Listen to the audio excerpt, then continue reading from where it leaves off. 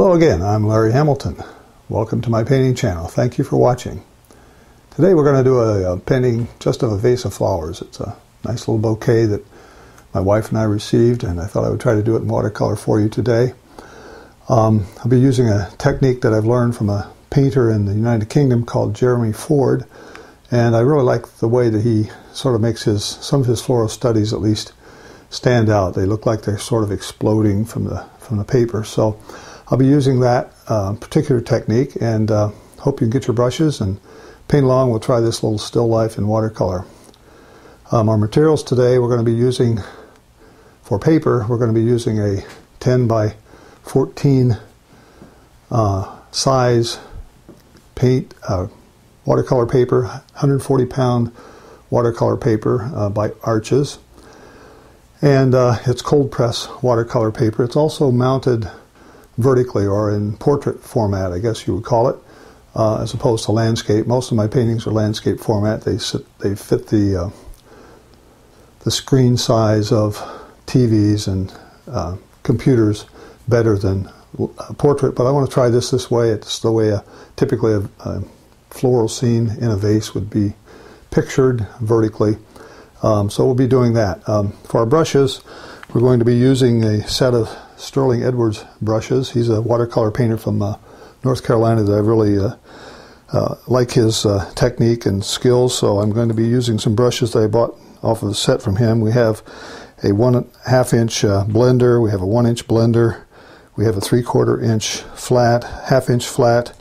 I've added a 1/4 inch flat because I've lost my Sterling Edwards 1/4 inch flat. I don't know where it is. I have a number 12 round brush, we have a number 8 round brush, and we have a number 4 round brush. And also added to the mix, we have a small number 6 round. It's called a rigger, a script liner rigger. Both terms are used synonymously, but basically they're characterized by these very long bristles that come to a nice sharp point. You can make very nice sharp thin lines with those. So that's the brushes. I'll put those over here, and we'll open up our palette, our watercolor palette. We have ready to go. The paint's already in the palette, and I'll go through those very quickly now with you. And we have here in the corner closest to me, we have neutral tint. We have cyan blue, ultramarine blue, ultraviolet, crimson lake, garnet lake, cadmium red, burnt sienna, raw sienna, and yellow ochre. I have a green, very dark cupric green, very similar to Viridian, golden lake, limon yellow, primary yellow, and on the inside row I have burnt umber, sap green, Avignon orange, primary red magenta, and a still to grain brown. So that's the colors. I may not use all of the colors today in the painting. I may not use all of the brushes, but hopefully we'll be able to get through this painting and be able to show you some new watercolor techniques, and we'll do a nice little floral scene. So without more talking from me, let's get going on this, and I'll tell you a little bit about the picture we're using. I do have a photo of it mounted on top of my easel here, which is normal for me. I usually like to have a photograph or combination photograph and a value sketch in some of my oil paintings, as you may remember. But anyway, I already have this sketch completed. It's a rough sketch. It's not, I don't have the flowers in enormous detail, but I do have some, you see some yellow markings on there. That is really masking fluid, which is used by watercolor painters many times to preserve areas of white paper. So if I have an area of paper that I know is going to be white, or I want it at least to be white while I put other washes on the paper, I will put this masking fluid on, let it dry before we start painting. So now I'm ready to go. The masking fluid is dry, and I'll try to get a nice size for the video here by zooming in and out. I will probably zoom in once in a while to let you see some of the detailed painting, but pretty much this will be the picture we have available. So with that said, let's get going. I should also add in my palette here, I have a couple of canisters of water, one for clean water, and I have one for dirty water. Hopefully I don't mix them up, but usually I like to keep the water as clean as possible for new washes and that sort of thing. And in between I have a paper towel wrapped around a cellulose sponge that I use to sort of pick up some paint, pick water out of the brush so they don't have too much water. It's part of controlling the overall water on the brush and in the paint. So let's get going with covering this watercolor paper with clear water. So I'm just taking this big old brush and I'm going to just put it on. And I'm painting vertically here, which I've said before is unusual for watercolor painters. Most watercolor painters always paint horizontally or flat with maybe a slight tilt, maybe a 15-degree tilt in their board. I do it this way to help me video the process so that it's easier for you to see, and it's easier for me to record because I don't have a huge studio here with overhead architecture that would let me put an overhead camera on this particular board, my watercolor board. I have a masonite board, 1/8 inch masonite board. I have this 10 by 14 paper taped down with masking tape, and so I just want to get this paper as wet as I can. It'll begin to buckle up a little bit because it loosens as the water gets in there. It actually loosens the paper, so it tends to buckle a little bit.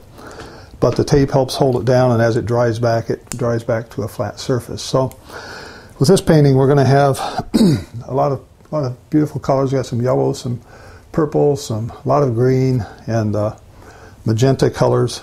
And so that's kind of the way we'll try to copy the photograph as much as possible, at least for some of the colors. We won't try to make a detailed rendering of this. I don't like to make a detailed photographic rendering. If I'm going to make a photographic rendering, I just use the photograph. Why spend the time and effort to copy a photograph?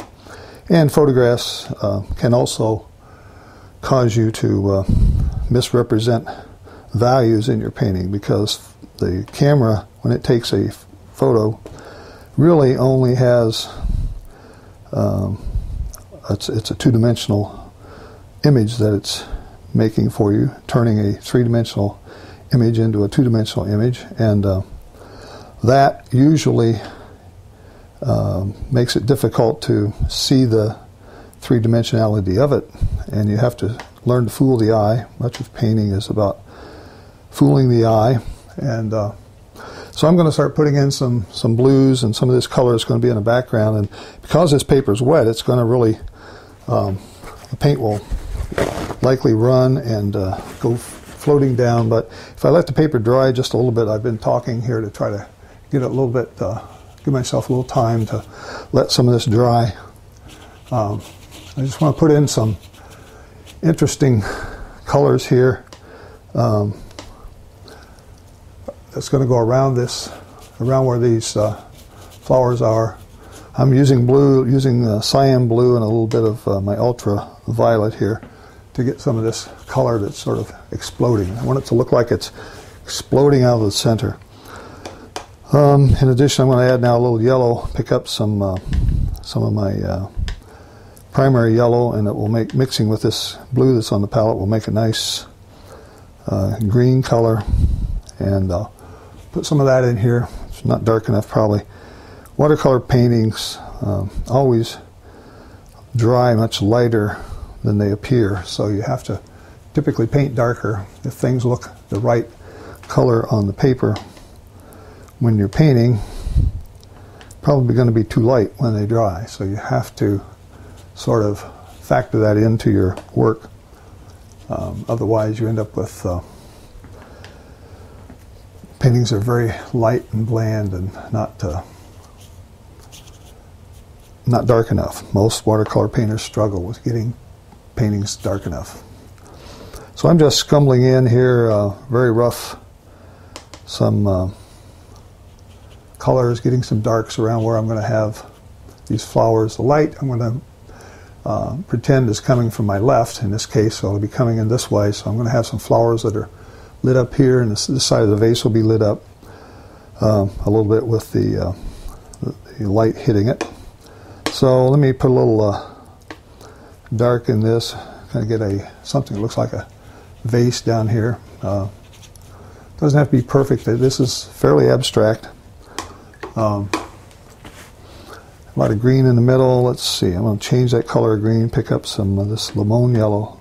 Lemon yellow is actually yellow has green in it a little bit, and you can kind of place it in some spots and where I know I'm going to have some nice yellow flowers sticking up. So I'll get some of this yellow in here, and it's running a little bit. Not a big deal. Let's get some this magenta here. I'm going to pick up some primary red magenta, and we'll throw some of that in here. I have some flowers that here have this sort of this red color to them. A few places over here have some red, and down here there's some red in this area. So I'm just sort of helping it, putting in some underpainting here that will dry off, and as it dries off we'll turn it into flowers by doing some background painting.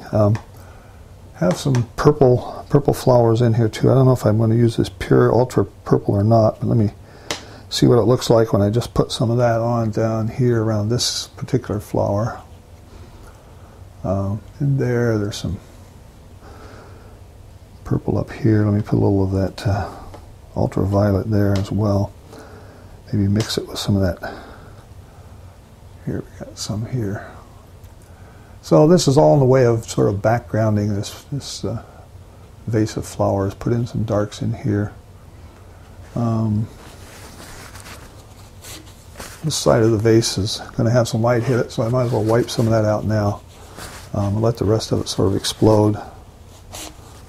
And let it run. It doesn't have to be perfect. We've got it's actually setting on a little table type, not a table, but I actually had it setting on a hearth of a fireplace when we looked at it. So I'll just throw in some marks here to make it look like it is setting on something. On the bottom we'll have something there. Okay, so it's starting to look like a vase, and we'll zoom back just a little so you can see the whole thing. So the colors are very beautiful and are making it stand out the way I want to. We've got some of the blue at the top, some greens. Very, very abstract. And you can see it's also running, so some of the yellows are running down here and over here. Some of the magenta is running down, and that all helps feed the illusion that there's other flowers in the scene, that there's something else going on. And that's what I'm trying to achieve with this particular way of painting, by leaving the paper very, very wet to start with. And I'm going to touch in a little more dark greens in here in some spots. We have some interesting things around here. So just putting another color or so that's going to add a little more color to it. Picking up some cyan blue. I actually picked up a little bit of my sap green and put them together to get a darker green in some areas, like in here. Some of this is nicely in shadow, so this will all help the illusion. And I'm just going to let that run a little bit. It's also, the paper's still wet, so we'll just let that all blend and mingle on the paper and leave it for a few minutes. I want to let it dry off a little bit, and then I'll come back in and start doing some negative painting around the back of the flowers, and that will help make them stand out. I'm just using this number 12 round brush for almost all of this, and I've just sort of thrown it in and let it go where it will, and let it spread. I sort of try to keep the colors in the area that I know they're supposed to be in, and hopefully that's enough to give this illusion and get some things started here with some stems and that sort of thing. And in this area we have the sort of the top of the vase. It sort of sticks out in some areas here, so I'm going to just kind of draw a little stroke through that with a paper towel. And if you look at it, it's you could almost call that a finished painting if you didn't want to make any more detail out of it. Very, very loose, very, very soft edges, and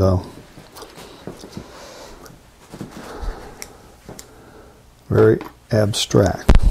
Okay, I'm going to get out my hair dryer now, and it's going to make some noise, so I may take this sound down when I edit the video before I put it on YouTube, just so it doesn't blow your eardrums out when I dry this paper.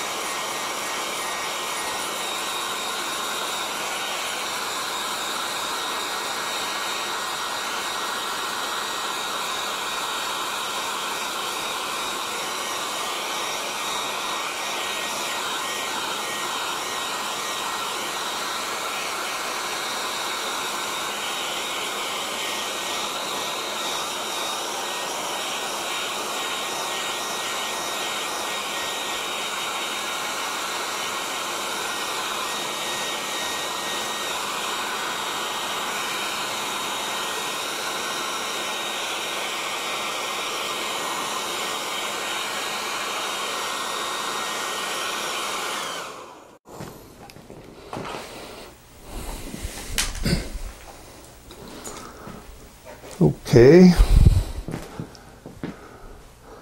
see, this is now a bit lighter because as the paint has dried, it's lightened up about 20%. Sometimes paints lighten up as much as 30%, but we still have an interesting composition. So now I'm going to come back and restate some of these colors and make some of them a little stronger, and gradually start darkening up areas around the painting so we have some, the flowers will actually stick out and we'll start to see them emerge.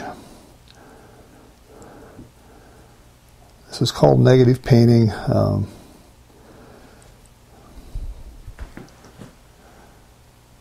Actually, I'm not doing negative painting yet. I want to put in just a few more brights in here in some of these areas that I want to be very, very bright. I'm going to throw in some colors here with this large number 12 round. There's some flowers in here. It's really a group of flowers. I'm not exactly sure what kind they are. I'm not a flower expert by any stretch of the imagination, but I know that if I put this in and get some of these things working in here, I'll be able to come back and put some darks around them and make multiple flowers out of this particular arrangement. You see, if I'm painting over that green here, you can actually see the dark. Green is a complementary color to red, so anytime you want to gray something down or show a shadow, if you put the complement in it, you will actually start graying it down. And that's sort of cools the color and makes it look like it's got shadows underneath some petals and that sort of thing. So I will be doing some of that. Okay, there's a couple. We've got some really bright yellow flowers over here. Let me get some of this primary yellow here. Theoretically, you should be able to take primary yellow, cyan blue, and this magenta red, those three colors, and one should be able to just about make any color that you need out of that.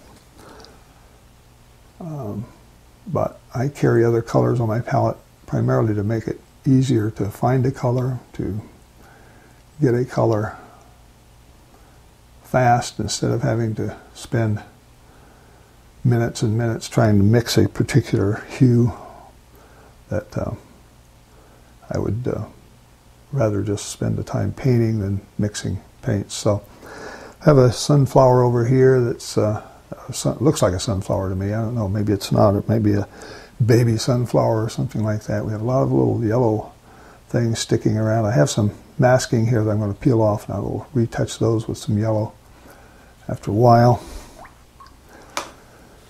Okay, let's go back and get some of this ultramarine violet here.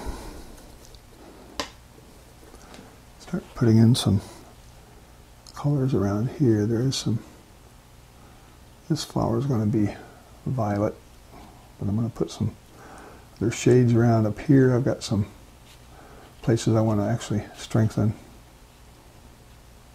Put some dark background in behind it will actually help highlight these particular flowers. And that background may not be dark enough. I may have to come back and hit it again because it does help these things stand out. They just sort of pop when you put the dark background around them.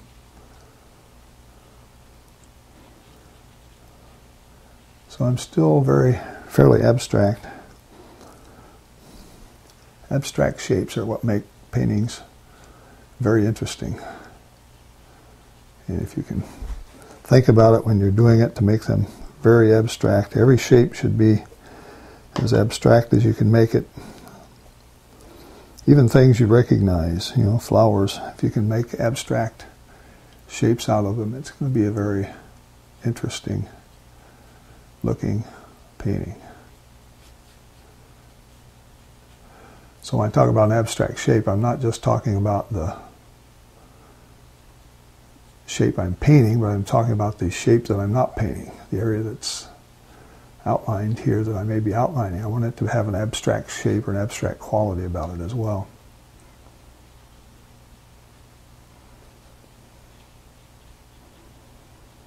So these shapes all have some abstractness to them. I don't want them to be too boring. So I'm actually, by painting those darks, I'm highlighting and showing you some of the flowers and leaves and so forth that's going to be around. Some darks that go all the way down to this vase. Let me see if I can capture that with a dark. Adding some burnt sienna to my mixture here. That was this blue mixture or violet mixture. If I add burnt sienna to it, it will give it a gray color. And I wanted to start doing something in this area here.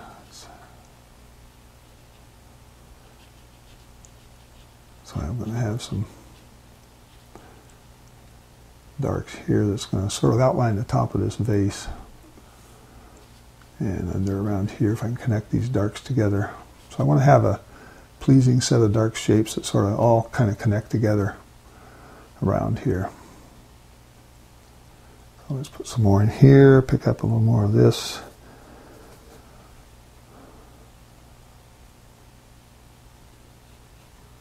Okay, something like that. And down here there might be a few more little spots. Okay. What are we doing? Step back and look at it. You have to step back and look at it every so often.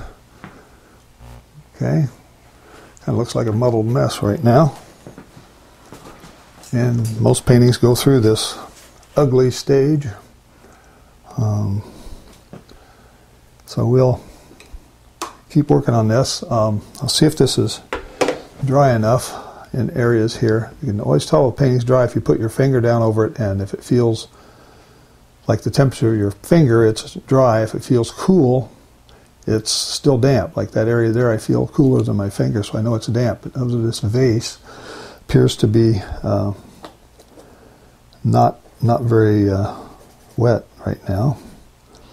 So I'm going to see if I can pick up some more of this brown, this burnt sienna, and sort of get myself a reddish vase color here. It's actually, a vase had some bark on it. So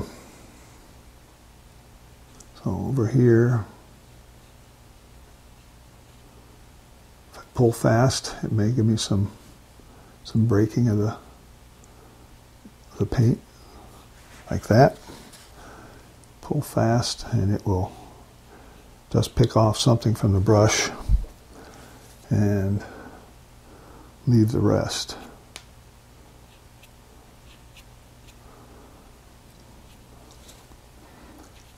And if I can add some, this was a sort of a metal vase with something that made like makeshift bark over the outside of it, so it was a fairly interesting looking container. But I don't want that to be so interesting that you spend all your time looking at the vase.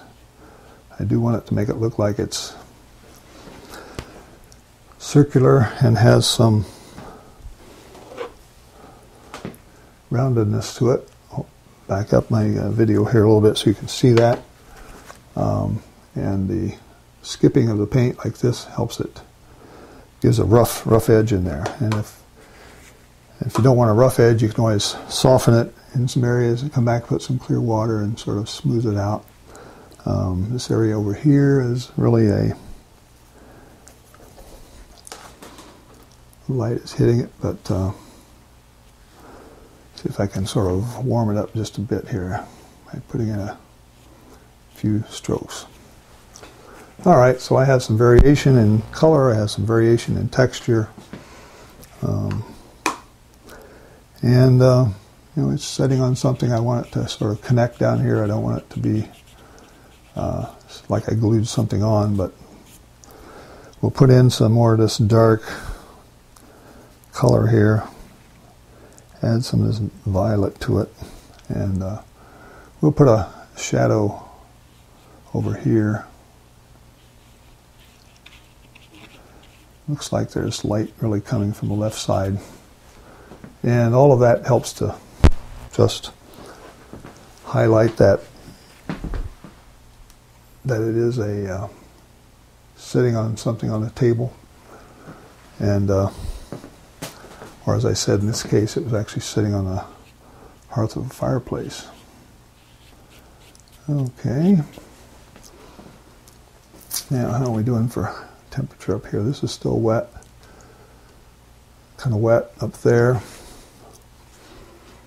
All right. Wait a minute. The reason I jump around from the different places is because I want to let this paint dry in other areas. This looks too sharp to me. I'm going to make a softer edge out of it. You can take a hard edge, which is what I had there, and I can make a soft edge very easily by just adding water and run the brush over it, and all of a sudden I have a nice little soft edge. Okay, a hard edge over here too I'm not crazy about. There we go. All right, so that's it for the vase. I think maybe I'll leave that alone unless I come back and touch it up toward the tail end. It's still a little bit wet. I think maybe I better give this thing another little dry. So hold your ears, folks, and let me dry this thing.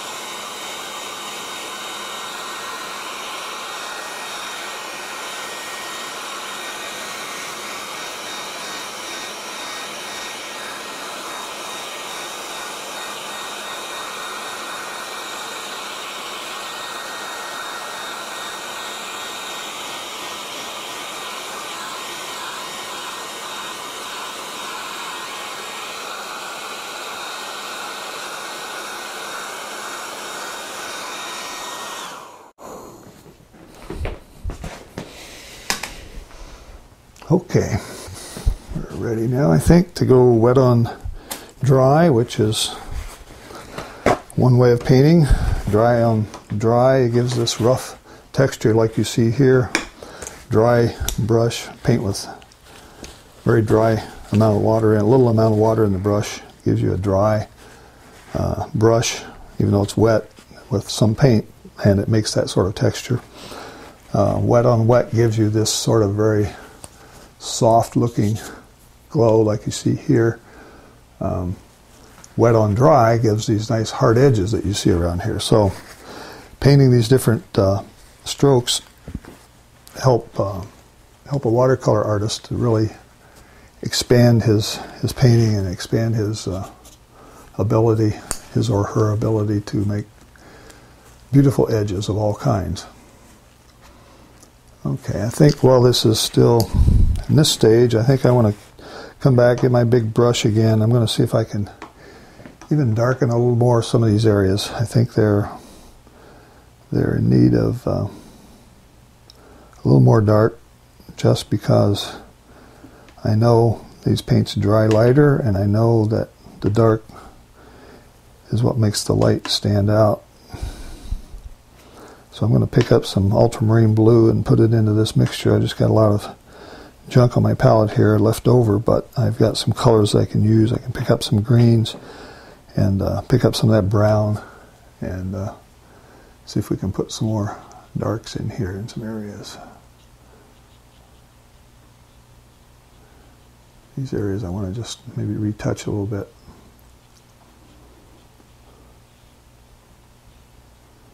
So I'm sort of outlining petals here now. But you see I'm also leaving a very hard edge out here on this side, which is not something I want to do. So one of the tricks that we use with Sterling Edwards brushes is that they're made, these blenders he calls them, are made of bristle. They're like a oil bristle brush, except they're very short bristles. When you put them in water, they don't all flay out like some bristles do. So if you get this a little damp and rub it with a paper towel, you can come in and take these edges and just sort of smooth them out, sort of blend them in. All of a sudden I've got what was a hard edge there, now a soft edge. And it's all done by taking a bristle brush with short bristles, wetting it till it's damp, taking some of the water out with your paper towel, and then just tickling the edge and sort of flicking the brush out, and you get a nice soft edge. And you don't have to worry so much about it being a hard edge when you don't want hard edges. If you want hard edges, leave hard edges in there. But so I'm really demonstrating two different artist techniques here. One is the Jeremy Ford, which has this sort of explosion of color in his oil or watercolor paintings when he does floral scenes, and using Sterling Edwards brushes and these wonderful transparent watercolors by My Mary Blue, Italian watercolors, I'm able to sort of blend both of these techniques and get myself some really interesting effects with it. And over here we'll just sort of blend some of this out, pull it in. Alright, so now I can come back, and when that dries, put some other things over there, some leaves and some stems and that sort of thing, and I'll finish that off. Right now I want to just go back and hit a few more spots here to darken up some things.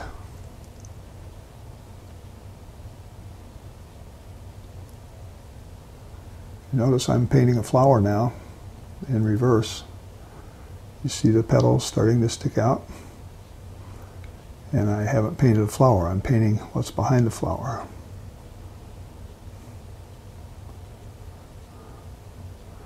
So it's called negative painting. So what was not a flower before now looks like a little flower up there. And as it dries again, I can come back and fine tune it, but I can soften some edges here so we don't have all hard edge. All right. Let's see, what do I want to do next? Let me try this really bright magenta flower. And I'm going to see if I can do some more work on it up here. Got some darks here that I want to put in. And just very softly put in some shadows around what might be rings of petals here. These are just darker reds than what's on there.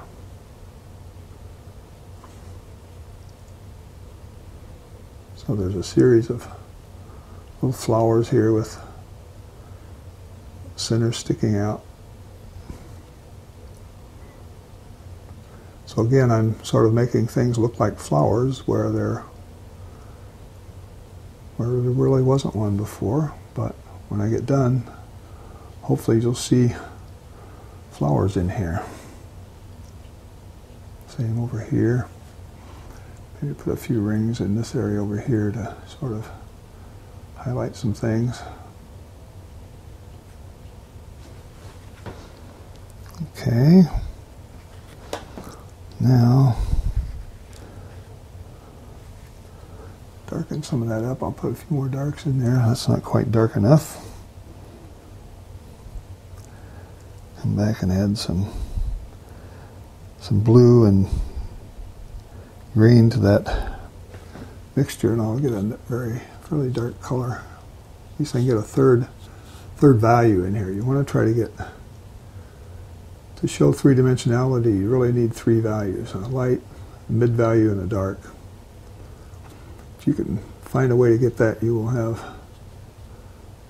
very interesting objects that have some three-dimensionality to them.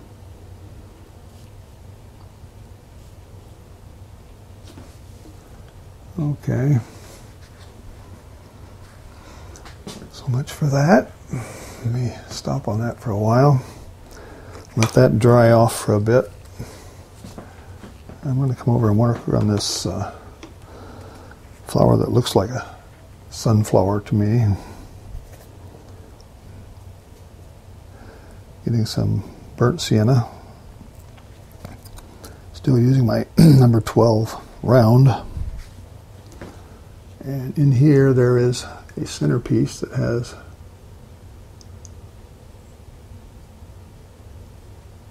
some flower hanging over it, so it's not actually all in view. It's basically a brown ellipse. So it comes around this way, connects, and I have these little floral elements that sort of dangle over the top of it, so that the flower is actually facing downward a little bit. And if I paint it right, I can fool you, make you think that's what's happening there. Something like that. Not a lot of this color in that painting. Come back and get some of this cad red and see if I can get an orange. There's another orange sort of flower in the background on the right side over here. See if I can pick up some between the cad red and the yellow that's primary yellow. Over in this area we've got another flower that sort of sets in here like this. Got some of those colors there. There's some of those colors in this area. I'm just sort of adding these colors to sort of balance things out a little bit, add some more dimension to them.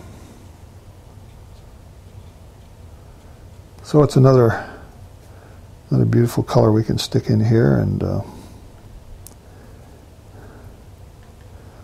hopefully it'll look right.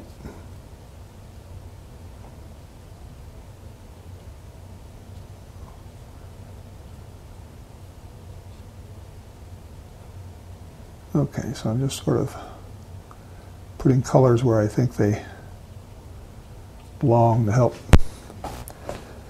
balance it out. I'm not trying to copy the photograph in detail, but let me show you how that little sunflower is starting to look on the left side there. And it's starting to get a pleasing appearance. I'll back up since I'm done with that vase. I think I'll leave it about that setting. Okay. Time to put in some greens, I think. I'm going to use my some of my sap green, clear water.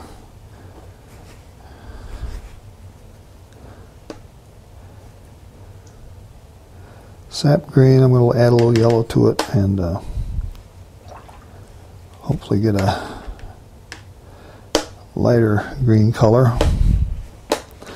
And just sort of see what I can put in here with the brush like this. We got some dry brush techniques I'm using to sort of, if I paint with the side of this brush and let it flick like that, we end up with these very interesting little dry things that sort of stick up, look like they're parts of some sort of a leaf system, if you will. But you got to have enough water out of your brush to get that effect, otherwise you don't have the dry on wet effect that I'm trying to achieve here. So we got this green kind of runs around through here, all around the place. It's a little darker in the bottom here, so let's flick it down this way. There's some over here. Pick some of this up and throw in some.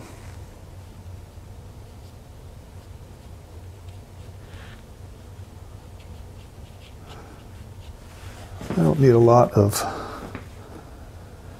that in there, but whatever's in there, I want it to be abstract enough and blurry enough that your eye doesn't spend a lot of time looking at it, because it's not the focal point of this painting. There's some up here that sort of come out and got some petals on them. I'm going to see if I can make a few petals with this little brush like this. Change the color. Come back, rough it up. Very interesting little jobs with petals sticking up here. Leaves, actually, I should say. They're not petals, they're leaves on this. On these things that are sort of sticking out of the bouquet. Darker down here. Go inside and they get lost in there. And soften up some of the edges so they blend together. You can't quite tell where they're coming from or what they're connected to. Okay, that's not too bad. Put a few of this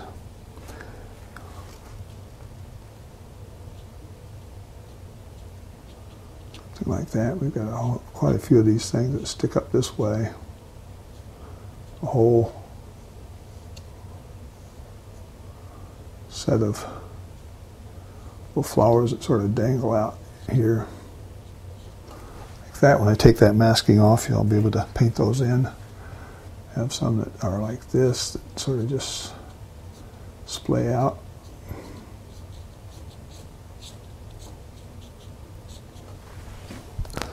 Something like that. Again, I'm not trying to make an entire photographic rendering, but I'm trying to use these colors to sort of tie some of this together. Over here we have some more things that sort of stick out like this. Up here.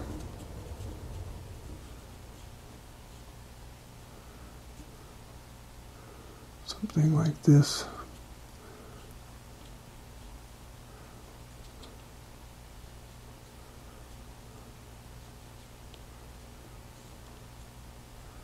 Just using the tip of this brush, I'm getting some nice effects with it. And so I'll have little lavender type flowers hanging off the top up there. This comes in here and kind of gets lost in the shadows. Okay. How are we doing on time? I should probably do a time check. We are running about 45 minutes, so I think I can fine-tune this and maybe finish it off without a lot more time.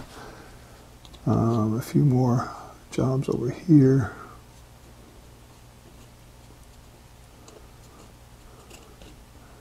So I just sort of put these in and let them sort of go wherever they will. Well,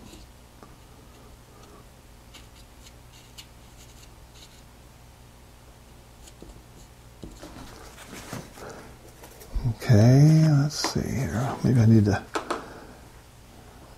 take some clear water in this brush and maybe soften just a few of these so they're not hard edged totally. Pick up a little more green and lay on top of them, and sort of helps make it look like there's more foliage there, just green foliage. Sap green. Haven't used my cupric green. That's a very, very dark green. I may want to come back and do some of that in a minute, but right now I'm just sort of satisfied with this green that I have here.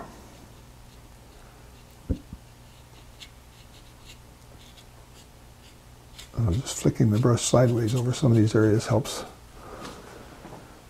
embed them a little bit. I have an interesting hard edge here in this, all around this little shape that's, I want to sort of mitigate a little bit if I can. Clear water, dry it off a little bit, and flick in some, soften up those edges. Change that shape so it doesn't quite stand out. It looks almost like a star sitting there in the middle. Okay, how are we doing here? Let's see, around this sunflower looking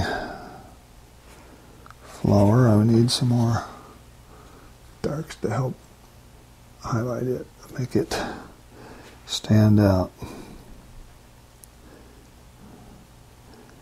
Sap green and magenta giving me a dark gray green.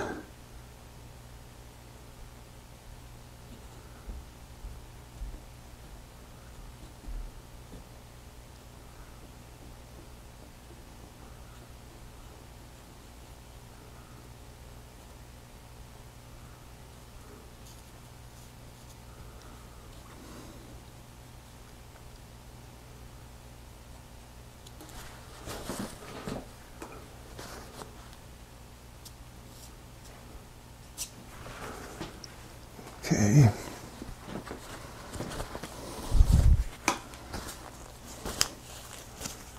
Thinking I'm about ready to take off the masking fluid. Before I do, I want to see if I can make some stems. Another way to make some stems, once you have a dark background, is to go in here and take a damp brush. I'm taking my 1/2-inch flat, and I'm going to go in this area here and just pull down some clear water,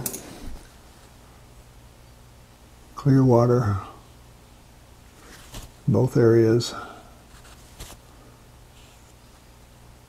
maybe some over this way, and the clear water will start dissolving that paint that's underneath. You can take a paper towel and then come in and start showing some stems that are being highlighted because we've lifted the paint out.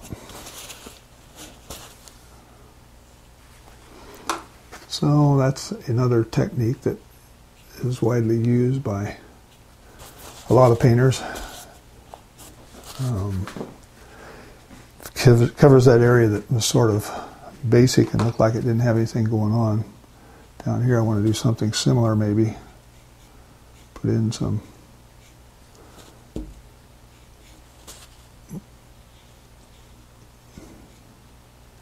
stems that look like they're holding up something out there. So hopefully you can see that. It's turning up on the video okay. But by just putting clear water on, softening it up, it lifts that paint right out, and all of a sudden you have something that's holding those flowers up. All right, I think we're getting to the point where I need to maybe give this one last dry, pull off the masking tape and finish it up. I want a little harder edge right here. It's a little bit in shadow under this to show that it's a little darker here. The bouquet is actually casting a shadow down on this vase a little bit. So we'll do that.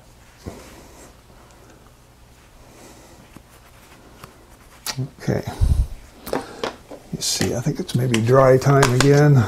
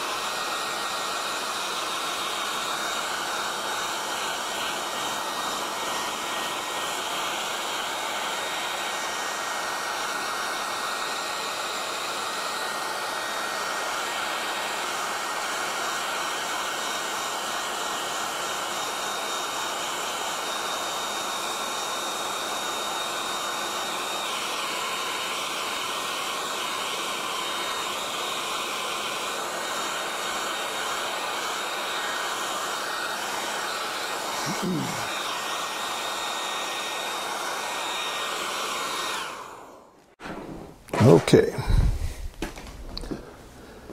I think now maybe we're about ready to tackle the last part of this. We want to take off the masking fluid, and several ways to do that. One is you can just use your thumb or something and sort of push up. You can roll it up like this and start peeling it off.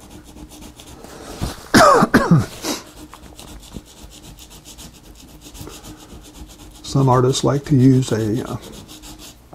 some sort of an eraser. You can use this a kneaded eraser that many artists use as they're sketching in their paintings, and you can actually, it helps pick this up as well. Get it started at least. You can get it started and then peel it off with your fingers.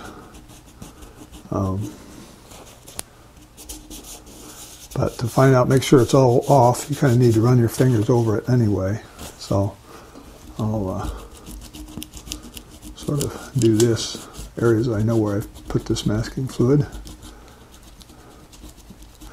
There's another eraser called an art gum eraser, which I don't happen to have one handy, but some artists will use that to get this masking fluid off. But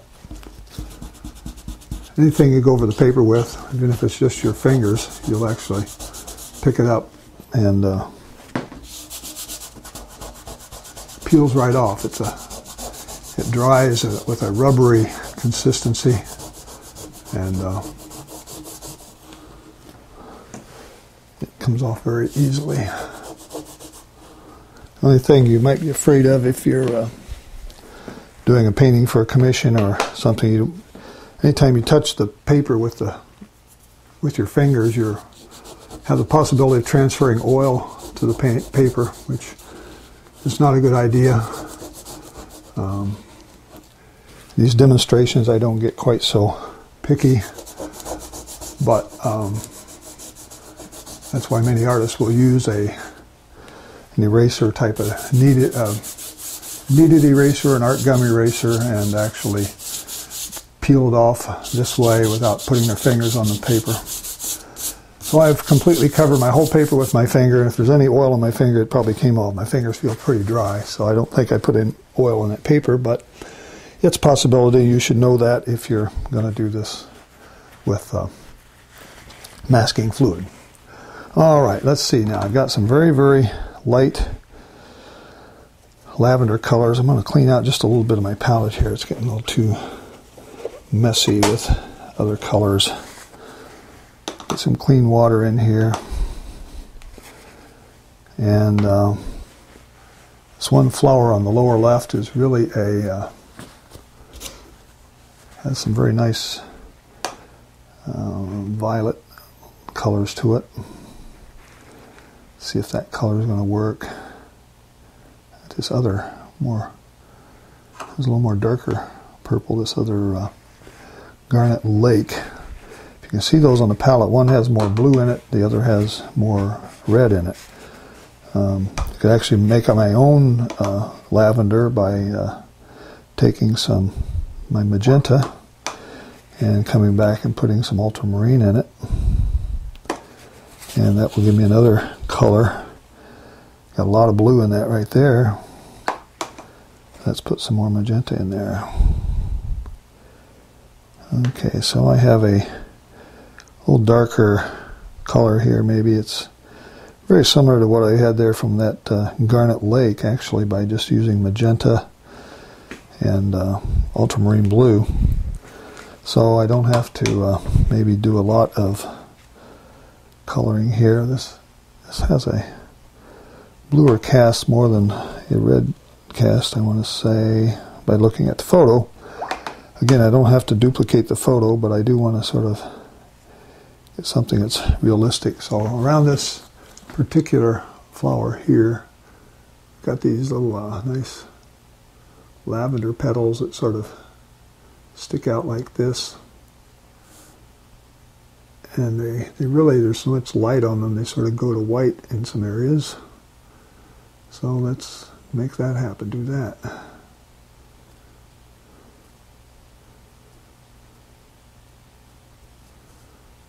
Have a lot of highlights, so I'll leave a little edge back here to let the highlights show.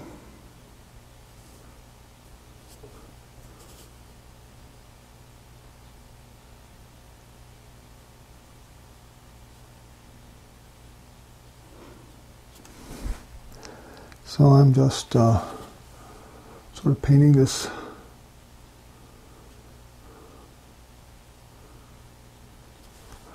lavender flower, not getting a lot of, it's all wet on dry now. We have dry paper, and I put this in, leaving just slight edge on the very tip and leaving some areas in the middle to show some highlights. Hopefully that looks like a nice little lavender flower there that's facing the light. And it does have some areas in the center that sort of mark the center, help it stand out, that have some more blue in them. Pick up a little more of my ultramarine blue. Put some of this around there like that. Some areas will darken a few areas in the back here. Add some shadow since the light is coming from the other way. Okay, not too much there. All right. This other one up here is still part of this bright yellow sunflower looking flower. Going some bright.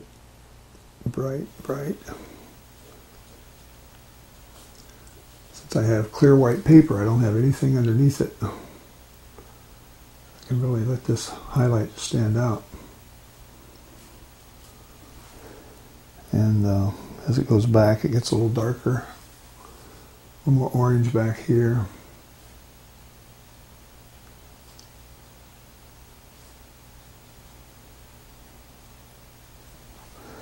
And we have some shadows and so forth that I want to stick in, but by painting around this with the background, I've actually been able to highlight that. And I'll put in some slight shadows in there to make these stand out just a little more. Okay, the reds are pretty well done. All right, let's see here.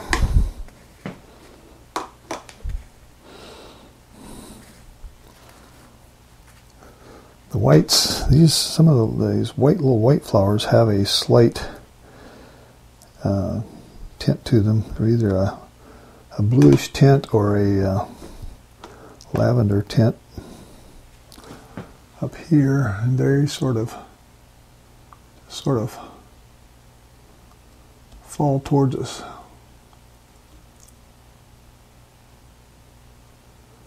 I remember where my light is now. My light's from the left, so anything I paint up here I want to be reflective that the light from the left is hitting it. So if I leave a highlight, I want to leave the highlight on the left side. If I use the white of the paper for a highlight, that's why I'm trying to paint these little flowers. I'll just leave the white of the paper there.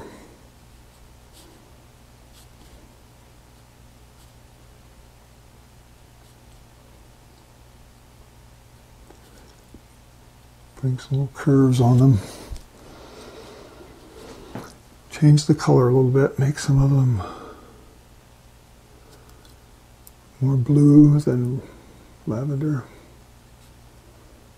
So getting into some details, but I'm still using this big number 12 brush. I haven't used a smaller brush yet. A smaller round brush, I should say.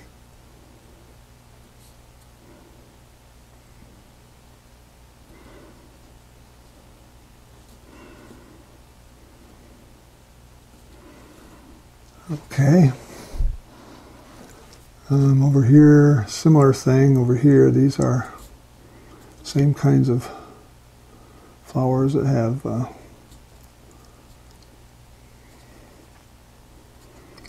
almost want to call them like a, I don't know, I shouldn't even say. I have no clue what these things are, but they make a nice appearance in the bouquet, and that's all I was worried about. Over here, I'm going to put some of these some of these. Over here, these are actually yellow, have more yellow in them. So, all right, I wonder what that looks like up close. Let me zoom in for a second and let you see some of that. And hopefully it's starting to look like a bouquet. I'll see if I can raise my camera slightly and let you see the tops of these up close. So they look like little flowers that are dangling, hanging over the bouquet. Have to be part-time cameraman here too, as well. Since I'm a one-man show, I don't have a cameraman. Okay. Down here looks like it could use a little bit of darkness, maybe some more darkness in here. Outline some petals coming off. By just taking a little darker color you can put in these dark areas, you can actually make it look like you got little leaves or other leaves, not petals, leaves. I keep calling these things by the wrong name. I'm thinking flower petals, but these are leaves off of a stem. So I'm negative painting around what would be a leaf up here off of these stems. Going back in, sort of restating some of these spots that look like there might be other small flowers in here, up here.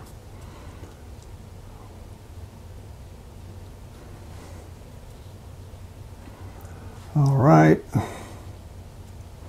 Some dark back here, show some little flower of some sort sticking back there. Over here I might have another little flower of some sort.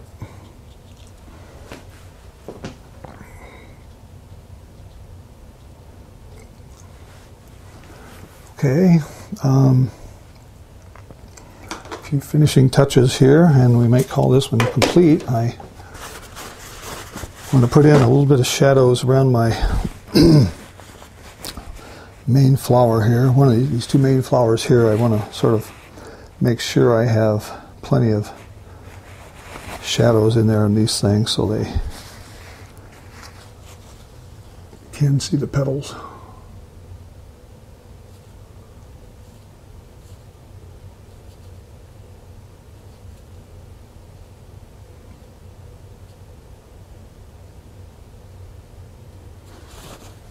Something like that.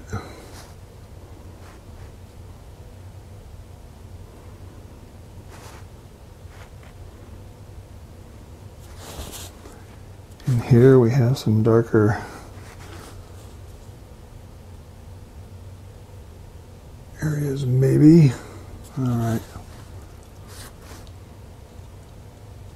Darken up some areas here. So one nice thing about watercolor is you can always paint it lighter and then come back and darken things up. And really make things stand out. I'm not even sure what this thing is I'm painting around right now, but I'm just sort of letting the abstract shape speak for itself. Connect them together. Okay. These little bright flowers here. See if I can get a very, very light wash here of right in here. These things have a nice yellow appearance. Up here the same way. All right. I may, just to be ready to call this quits, let me just slightly gray down the center of, and I'll get my brown brush. So I've really used this 1-inch blender, my 12 round, and my 1/2-inch flat. That's been it for today. A little bit of shadow in these centers so they don't just be so stark white. Even over here, just sort of tone them down just a little. Okay, I think. I'm sure I could sit here and play around with this for another couple of hours, but I don't intend to do that. I want to call this one complete. We've been going for probably an hour and just a little over an hour. And I may cut a little bit of this out just while I'm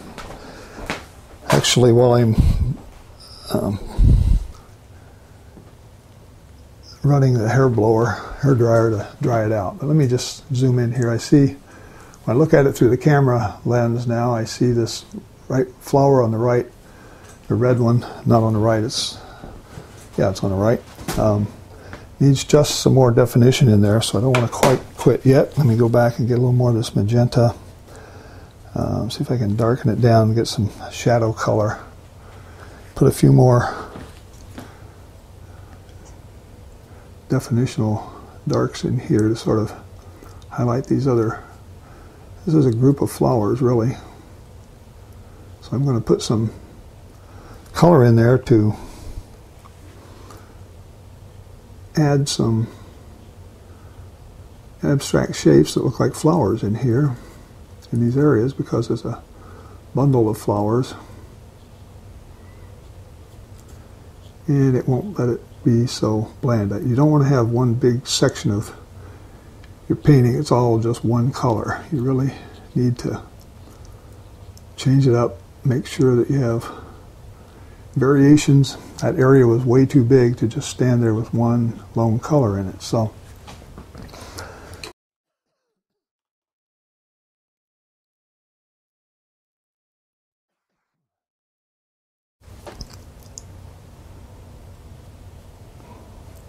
let's see what I can do here to darken up a few more spots maybe around it.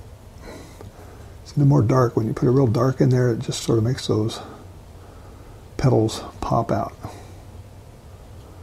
Put a dark in here, leave room for a leaf or two.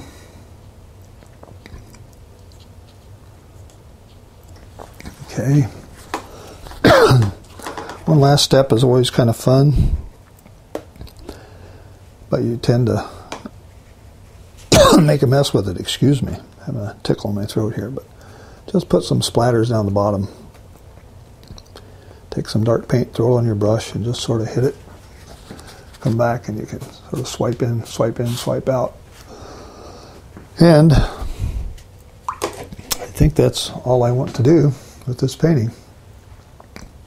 So I'll zoom back out and tell you thank you for watching, and hope to see you again.